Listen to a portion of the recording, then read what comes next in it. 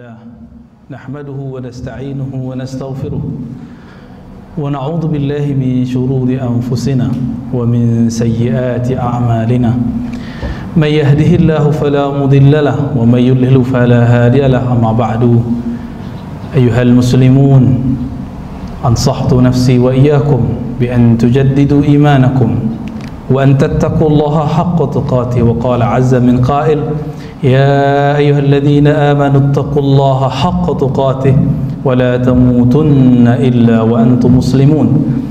ونشهد الله بأنه لا إله إلا هو ونشهد أن محمدا عبده ورسوله هو الحبيب الكريم رحمة للعالمين.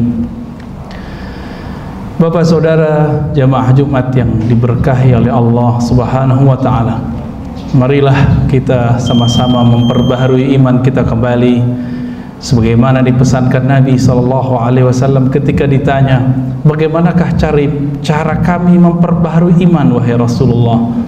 Lalu Rasulullah mengatakan, aksiru min qawli la ilaha illallah, perbanyaklah kalimah tauhid, tiada yang berhak disembah kecuali Allah pencipta alam semesta, tiada yang berhak ditakuti kecuali Allah Subhanahu wa taala, tiada yang berhak dijadikan tempat bergantung harapan kecuali hanya Allah Subhanahu wa taala. Dan ini sesuai dengan hadis Nabi, a'lal iman, bahwasannya iman tertinggi dengan cabang-cabang yang lebih dari 70, a'laha qaulu la ilaha illallah, yang tertinggi adalah pemahaman zikir wirid yang selalu diiringi dengan kalimat la ilaha illallah. Tidak lupa Bapak Saudara jemaah Jumat dimulakan Allah, ini Sayyidul Ayyam, penghulu hari-hari, hari Jumat, yang nama Nabi Adam alaihissalam dicipta hari Jumat, dimasukkan surga hari Jumat, begitu juga beliau dikeluarkan di hari Jumat. Maka Nabi menyebut ini hari Jumat, simbol penciptaan manusia. Oleh karena itu Nabi mengatakan, aksiru, perbanyaklah salawat kepadaku pada hari Jumat. Kenapa? Fa inna salatakum ma'rudatun alayya, karena salawatmu pasti sampai kepadaku. Oleh karena itu, walaupun beliau telah wafat secara fisiknya, tapi rohaninya justru lebih bebas, karena beliau mengatakan, man sallam alayya, siapa yang mengucapkan salam kepadaku, maka Allah kembalikan ruhu, arudda alayya ruhi, ya? Allah kembalikan ruhi, a'ada alayya ruhi, fa'arudda alaihi salam. Ketika ada kita yang mengucapkan assalatu wassalamu alaika ya Nabi Allah, atau kita mengatakan Allahumma salli ala Muhammad, Allah kembalikan ruh Nabi. Lalu Nabi SAW menjawab, inilah kehidupan hakikinya Rasulullah yang tidak terbebani lagi oleh kehidupan fisik seperti kita. Maka menjawab, walaupun 7 miliar orang bersolawat, beliau akan menjawab satu persatu dengan kebesaran Allah Subhanahu wa ta'ala. Bapak saudara makan Allah, suatu kali Nabi Muhammad SAW yang berbudi pekerti luhur didatangi oleh Arab Badui. Dalam bahasa Arab Badui disebut dengan A'rabi. Ja'a A'rabiyun, datang seorang Arab Badui kepada Nabi, seperti kita duduk-duduk di masjid, duduk santai, ada orang tanya jawab dengan Nabi. Tiba-tiba Arab Badui ini masuk, nyelonong, melangkahi semua orang secara adab orang Madinah, karena Madinah itu musaqqafun, orangnya sudah terpelajar, beradab. Orang Arab Badui punya adab yang berbeda, dan adabnya disebut kurang adab bagi orang Madinah. Tapi Nabi faham bahwa Arab Badui punya gaya sendiri. Beliau tidak menghukumi Arab Badui dengan adabnya, tidak menghukumi pemahaman orang dengan pemahamannya. Maka ketika orang itu masuk melangkahi bahu-bahu setiap orang, Nabi tersenyum. Tiba-tiba orang itu berdiri dan berdoa. Nabi sedang berbicara, tapi dia berdiri mengangkat tangannya. Ya Allah, Ya Rabb, sayangilah aku dan Muhammad saja, yang lain tidak. Yang hadir di masjid tidak perlu disayangi. Nabi Muhammad mengatakan, wahai sahabatku Badui, dayaqta rahmatullah, kenapa engkau menyempitkan rahmat Allah? Sembari beliau tersenyum. Tapi Nabi faham maksudnya orang Arab ini cinta sekali kepada Nabi sallallahu alaihi wasallam. sedang kasmaran kepada Nabi sallallahu alaihi wasallam. Hadis ini sahih. Berikutnya, Arab Badui yang lain datang ke masjid.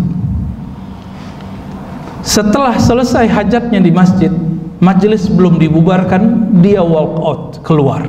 Tapi tanpa adab seperti orang Madinah beradab kepada Nabi. Apakah Nabi kemudian mengatakan ini orang kurang ajar? Tidak. Ketika dia sampai di depan pintu masjid, dia melihat ada tembok, ujungnya masjid, sudutnya masjid. Wah, ini bisa buang air kecil di sini. Akhirnya dia buang air kecil di sana. Hadis ini Sahih Bukhari dan Muslim. Sahabat langsung ambil pelepah kurma, ingin memukul orang Badui ini. Apa yang terjadi? Nabi mengatakan, da'uhu wa ahrikuhu bil ma. Biarkan dia, wahai sahabatku, dia selesaikan hajatnya. Bayangkan kencing di masjid Nabi. Kalau bahasa kasar kita gunakan begitu. Bagaimana perasaan kita jika ada orang buang air kecil di masjid kita?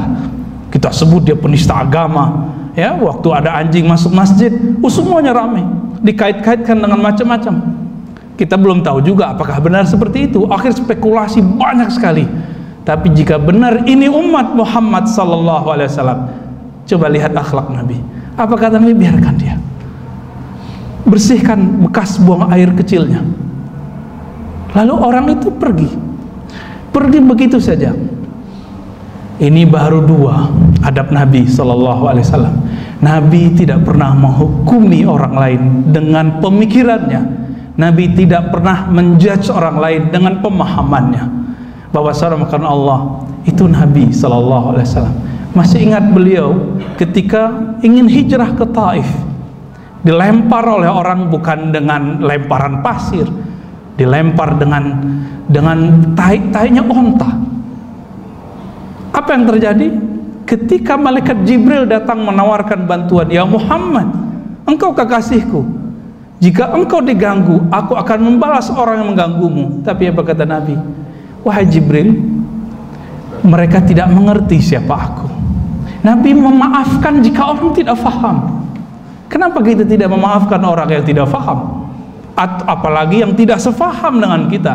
Tidak faham pun dimaafkan, apalagi yang tidak sefaham. Lalu apa yang kita dapat ambil dari situ? Nabi mengatakan, biarkanlah mereka, aku berdoa semoga keturunannya menjadi pengikutku, beriman kepadaku. Bapak saudara, karena Allah, siapa yang lebih sabar, Jibril atau Muhammad sallallahu alaihi wasallam? Nabi Muhammad, Nabi kita, lebih sabar. Padahal lebih sakti Jibril secara struktur tubuhnya. Beliau malaikat ruh. Nabi Muhammad masih terbatas oleh tubuh fisik ini. Tapi beliau sangat penyabar. Itu sebabnya malaikat Harut dan Marut ketika turun ke bumi meminjam tubuh manusia tidak berhasil sama sekali, malah menjadi Carut dan Marut. Dan sekarang mereka berdua mendapatkan sanksi dari Allah Subhanahu wa taala. Jadi malaikat seandainya diberikan tubuh seperti kita, mungkin tidak sepenyabar Nabi Muhammad, tidak sepenyabar kita. Bapak saudara, makan Allah masih ingat Nabi Ibrahim? Nabi Ibrahim ketika hendak dicemplungin ke dalam api, datang semua malaikat yang ada di bumi, bahkan temannya yaitu malaikat Jibril. Pertanyaannya sama, wahai Ibrahim, maukah kamu aku bantu memadamkan api? Apa kata Nabi Ibrahim? Hasbunallah wa ni'mal wakil. Cukuplah Allah yang akan menjagaku. Bapak saudara, karena Allah, oleh karena itu, karena Nabi sayang ke umatnya, Nabi menempatkan umatnya dengan pikiran seumatnya, bukan dengan pikiran kita. Bapak saudara, karena Allah, masing-masing kita merasa diri kita sesuatu. Kita kalau ketemu, kita pengen disapa duluan, bukan menyapa duluan. Ini beda dengan akhlak Nabi. Nabi ketika bertemu orang ingin menyapa duluan. Nabi jika bersalah, bahkan beliau tidak bersalah, tapi beliau khawatir ada orang tersinggung dengannya, beliau pertama kali meminta maaf.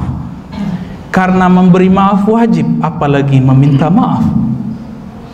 Maka diabadikanlah sifat Rasulullah dalam 2 ayat terakhir dari surah Taubah. Inilah penutup dari khutbah kita, khutbah pendek kita di masa pandemi ini.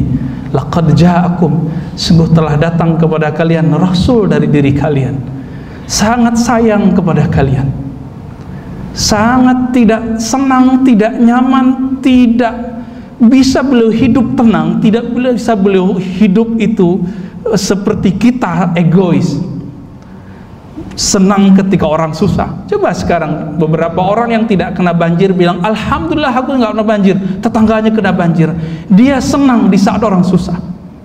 Imam Syarif Sakti mendapatkan ini, dia punya toko di pasar, ketika toko semuanya terbakar kecuali tokonya, datang pegawainya, datang, wahai Tuan Guru Syarif Sakti, semua toko dibakar kecuali tokomu, sakti sekali engkau. Awal kali beliau mendengar, beliau mengatakan alhamdulillah, hebat sekali ya Allah.